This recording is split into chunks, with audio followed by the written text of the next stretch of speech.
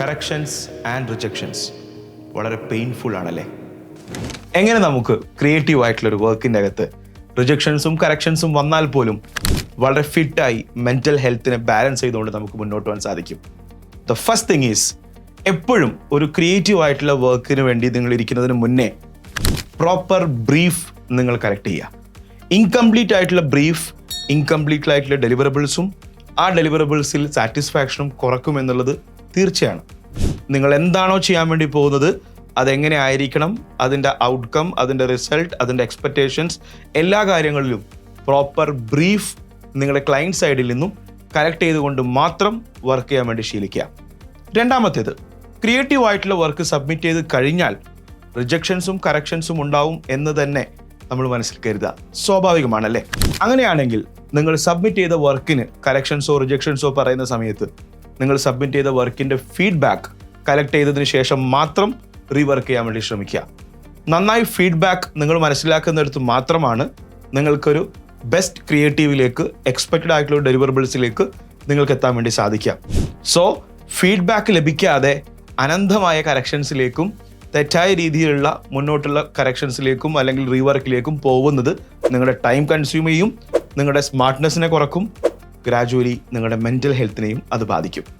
മൂന്നാമത്തേത്, ഏത് രീതിയിലുള്ള കറക്ഷൻസ് ആണോ വരുന്നത് അതിൻ്റെ റീസൺ എന്താണെന്നുള്ളത് തിരിച്ചറിയാൻ വേണ്ടി സാധിക്കണം.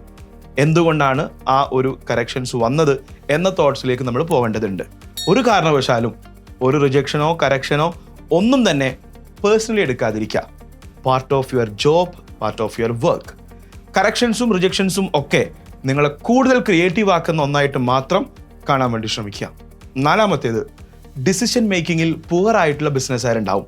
നിങ്ങൾ കൊടുക്കുന്ന ക്രിയേറ്റീവ്സ് നല്ലതാണോ മോശമാണോ എന്ന് പോലും പറയാൻ പറ്റാത്ത, അതിനകത്തൊരു തീരുമാനം എടുക്കാൻ പറ്റാത്ത ആളുകൾ.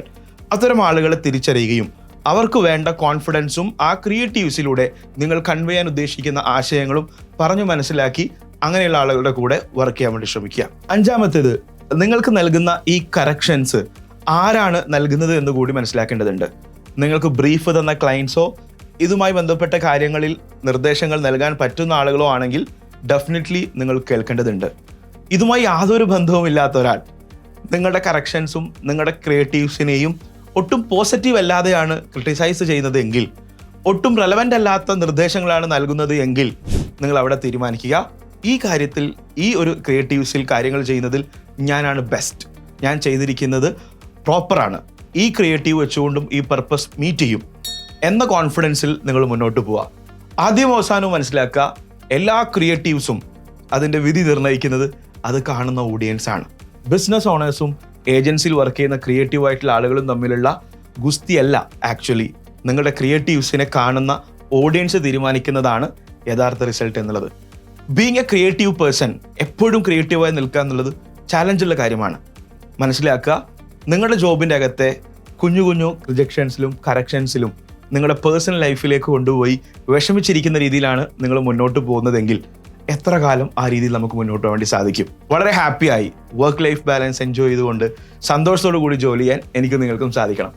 ക്രിയേറ്റീവ് ആയിട്ടുള്ള വർക്കിൻ്റെ പ്രൈസിങ്ങിനെ കുറിച്ചുള്ള ഒരു വീഡിയോ നമ്മൾ മുന്നേ ചെയ്തിരുന്നു. ഇനിയും കൂടുതൽ ഇത്തരം കാര്യങ്ങൾ ഡിസ്കസ് ചെയ്യാം. Thank you so much for watching us.